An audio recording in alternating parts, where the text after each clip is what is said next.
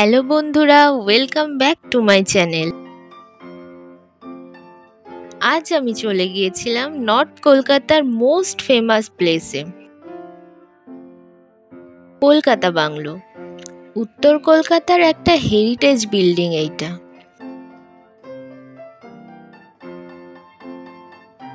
এর প্রতিটা কর্নারে আছে নস্টালজিয়ার ছোঁয়া। যারা অ্যাস্থেটিক ছবি তুলতে ভালোবাসো তাদের জন্য এই জায়গাটা কিন্তু একেবারে পারফেক্ট। এছাড়া এখানকার পরিবেশ এবং এদের হসপিটালিটিও ছিল ভালো লাগার মতো। এই দিন কিন্তু দুপুরের লাঞ্চ সেরে নিয়েছিলাম এখানকার রুফটপ ক্যাফেতে। আমার তো বেশ ভালো লাগলো এখানে এসে। তোমরাও চাইলে একদিন ঘুরে যেতেই পারো এখান থেকে।